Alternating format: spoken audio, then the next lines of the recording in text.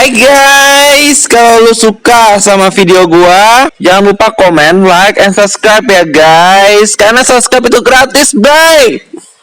Dan jangan lupa tekan lonceng dong. Hai guys, apa kabar? Investasi itu judi.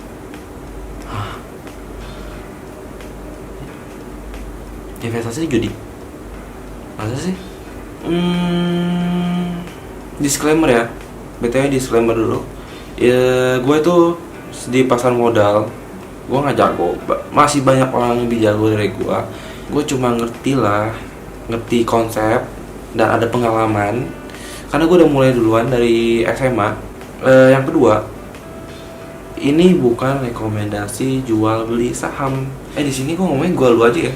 Karena kita ngomongnya santai cuy. Oke, mungkin video yang pertama ini agak membosankan ya. Karena ini gue cuma jelasin introduksinya aja. Produk-produk investasi itu ada apa aja. Apakah dia judi atau bukan? Oke, sebelum kita mulai, ini gue tepatin janji. Karena ternyata banyak juga sih yang minta gue bikin video. Gila, seneng gue anjir. Bagus sih kalian udah mulai melek pasar modal. Bagus sih, emang kalau cari duit di rumah tuh emang paling enak sih sebenarnya sih. Sambil jalan dapat duit ya nggak? Oke, kita bahas lagi. Investasi itu judi. Wow. Oke, kita mulai. Oke. Gini. Trading saham atau investasi di pasar modal, mau mata uang, mau emas, mau saham atau stok, itu lu harus ibaratkan sebagai pertarungan. Oke. Pertarungan apa? Seperti pertarungan martial arts, MMA gitu ya. Kalau di pertarungan MMA kan logikanya gini, lu harus punya skill offense, upper jab, uppercut, elbow, upper jab apa nih? Habis itu defense, lu harus bisa tangkis gimana, tahan kan, tahan supaya pasti tonjok lu nggak sakit kan, lu mesti tahan gitu kan. Berarti harus ada offense dan defense, ya kan? Offense dan defense. Offense emang di pasar modal kayak gitu-gitu ya, offense defense ya. Ada upper jab, ada uppercut. Ya ada, tapi istilahnya bukan uppercut, upper jab. Istilahnya kalau offense istilahnya itu analisa teknikal, analisa fundamental. Oke. Defense-nya apa bro? Defense-nya itu money management. Apa tuh money management? Apa itu risk? Apa itu offense? Apa itu defense? Di pasar modal nanti kita akan bahas di sesi selanjutnya ya. Kita mulai dari awal ya. Kita mulai bahas investasi itu judi. Kenapa bisa dibilang judi? Karena orang itu nggak ngerti, asal masuk aja, nggak tahu dia di atas support gimana, ya kan? Maksud di atas support gimana? Maksudnya nggak ngerti support resisten gimana, bahkan nggak mempelajari chart, analisa teknikal, fundamental, analisa apa lagi ya? Udah cuma 2 sih, umumnya cuma 2. Iya, karena mereka nggak memahami, nggak mempelajari gimana cara masuk di pasar modal.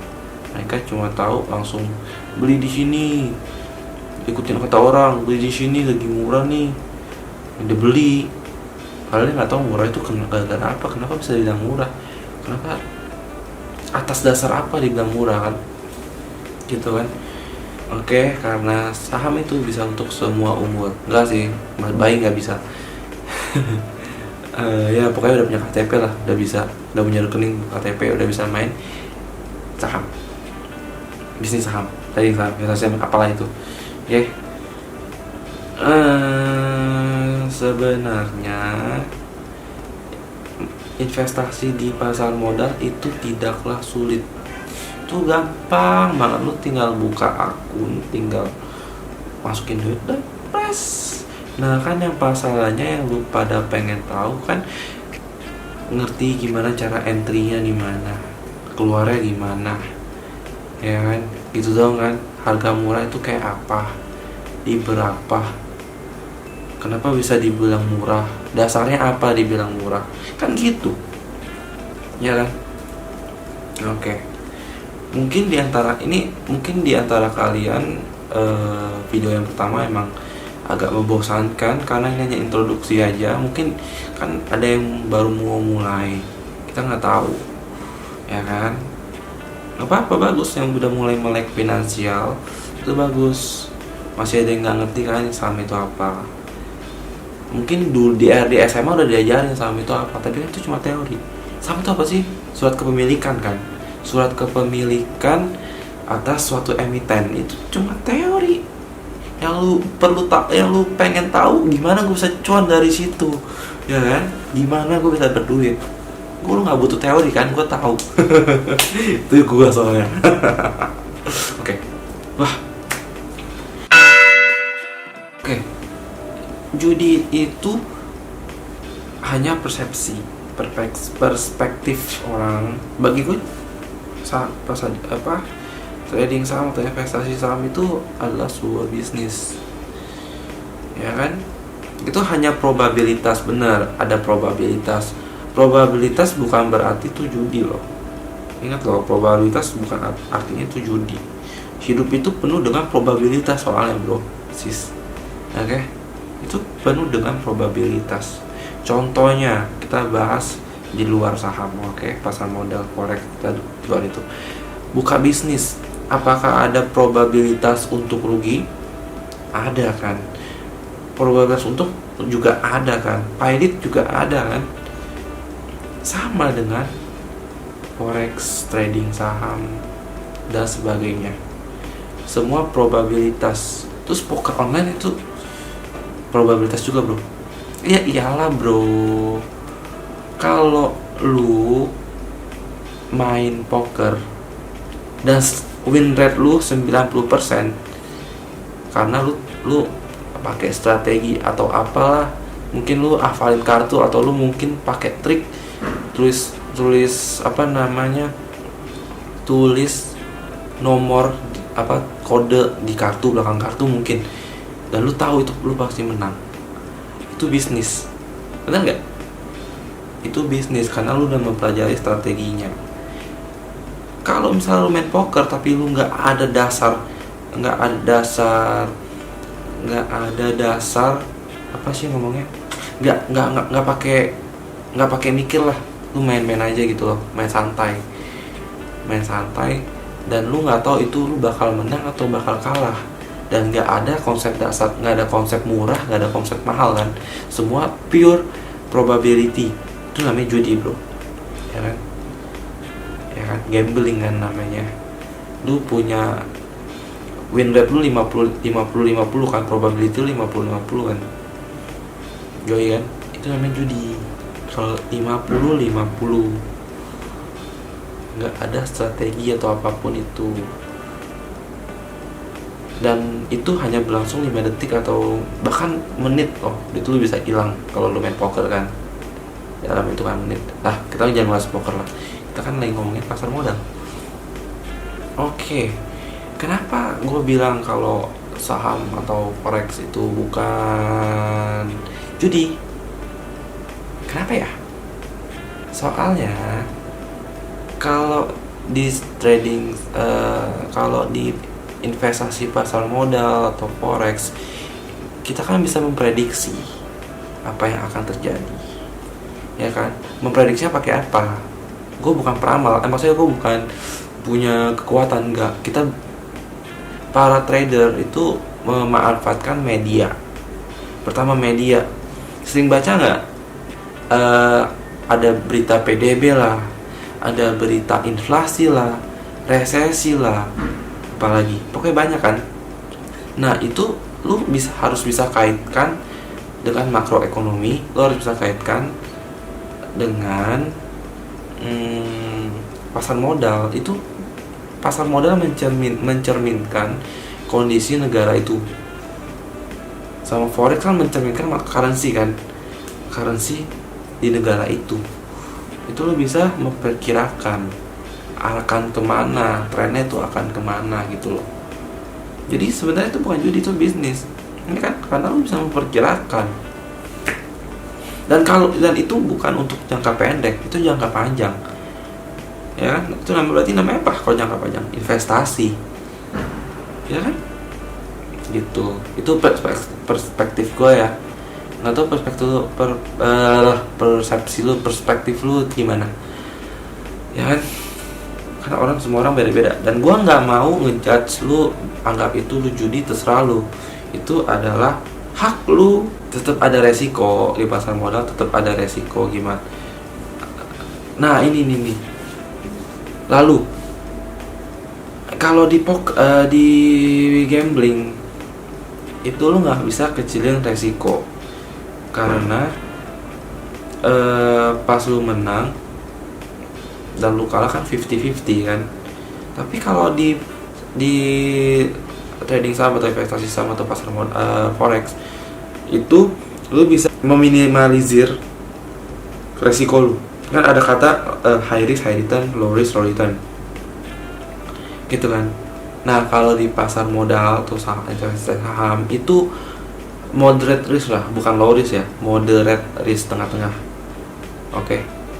Kalau di forex itu high risk, kalau lu pakai leverage gitu loh.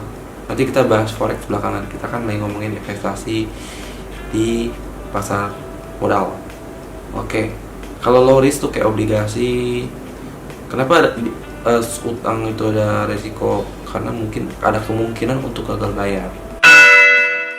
Oke, produk investasi itu ada apa aja? Pertama, ada properti, emas, mata uang, instrumen di pasar modal.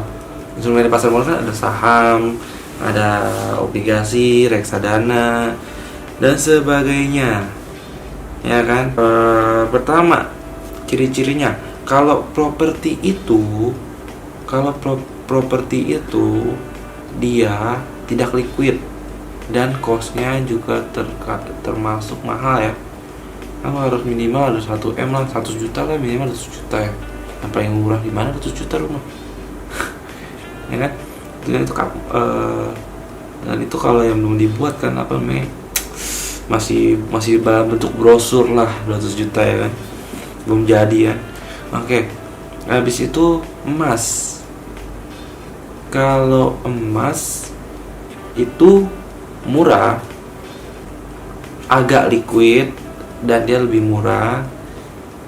Sekarang sih bisa dibikin liquid ya, sekarang ada transaksi emas online ya, bisa beli dalam bentuk online, ya kan?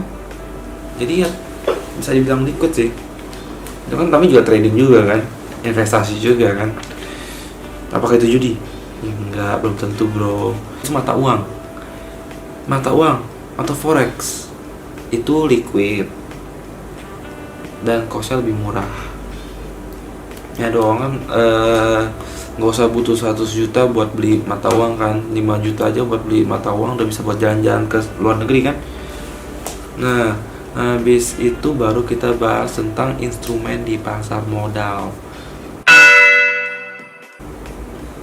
Oke, bagaimana memulai investasi di pasar modal, terutamanya di saham?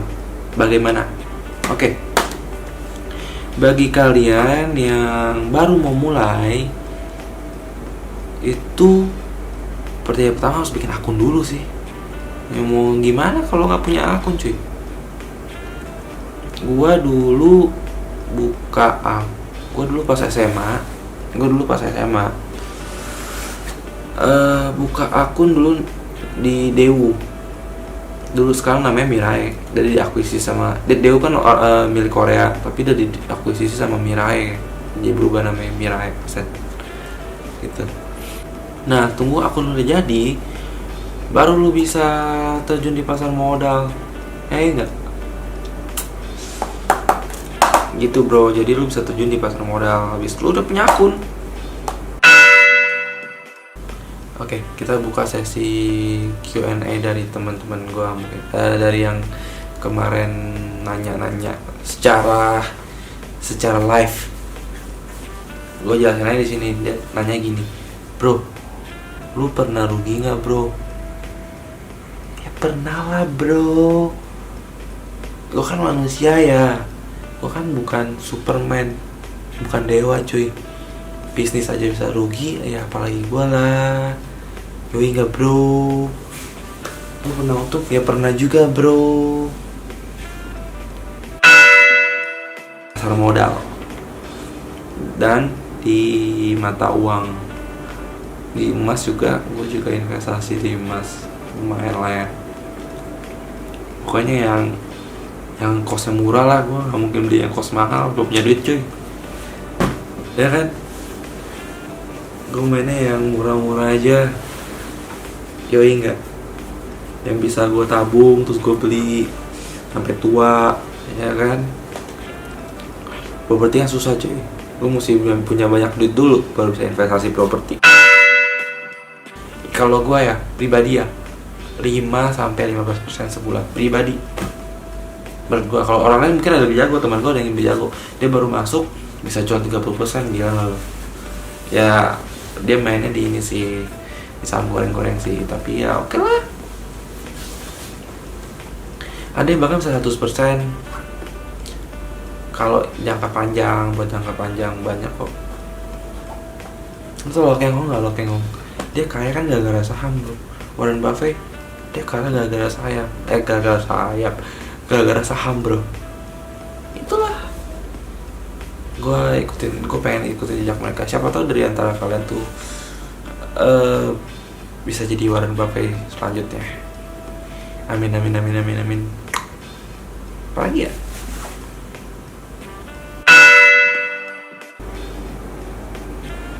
Bikin akunnya aja dulu pas gue pertama kali bikin di Dewu ya, dulu namanya Dewu, sekarang namanya Mirai Aset. Gue pertama kali bikin aja makan waktu 2-3 minggu baru jadi kartu SID gue. Mana kartu SID gue? Sebentar, ntar cek. Mana gue? SID akses ke C. Masih ada, masih bagus. Nah, dadah, lihat gak? Nanti lu bakal dapat kartu ini. Lu bakal dapat kartu ini. Masih bagus ya? Tuh. Gue bikinnya tanggal 7. Kelihatan gak sih?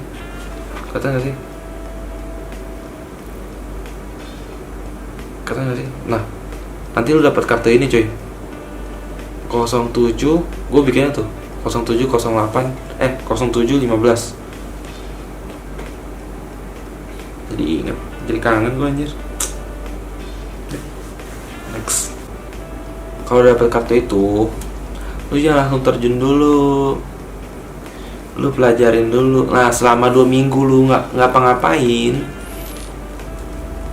lu pelajarin dulu apa namanya, cara masuknya gimana, so kan cara masuk harga murah gimana, konsepnya dulu ya, basicnya dulu lah, yang gampang. Tapi anehnya ya, gue bikin lagi kan, sekarang kan pas 1 bulan yang lalu sih, Januari, gue bikin lagi akun di Stockbit. Gue gak dapet kartu ya. Apa karena udah ada kartu ini jadi supaya nggak duplikat? Nggak ngerti deh. Boleh sebut merek gak sih? Nggak apa-apa ya. BTW gue nggak di endorse ya sama kedua broker. Ini pure gue cerita pengalaman gue. Tapi kalau mau di endorse silahkan, tolong ya. Gue udah promosiin kalian broker. Tolong kalau bisa kasih saya makan lah, tolong kasih gue makan. Dari hasil endorse dari broker, please gila, pengen banget gue.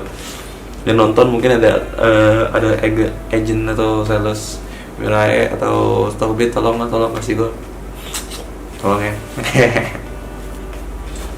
Gue nggak ngomong, gue karena gue nggak di endorse, jadi gue nggak ngomongin kelebihan dan kekurangannya.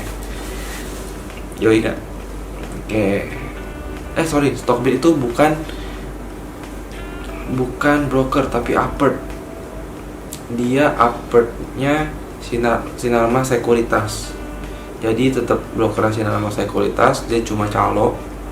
Dia cari orang lalu dia dapat komisi dari Sinarmas Sekuritas mungkin. Gitu. Oke. Jadi menurut kalian apakah investasi atau trading, saham, forex, emas, obligasi, apakah itu judi? Kenapa obligasi gue masukin ke kategori orang mikirnya itu judi atau bukan? Karena obligasi itu ada probabilitas kalau perusahaan itu gagal bayar. Kalau obligasi itu surat utang, ya kan? Dan itu banyak loh bro yang gagal bayar di pandemi ini, ya kan? Jadi menurut kalian tuh yang judi tuh kan? Komen di bawah ya. Komen di bawah ya. Oke, di bawah. Komen di bawah. Komen di bawah. Komen di bawah. Komen di bawah. Jangan di atas, di bawah. Gak penting ya guys. Oke.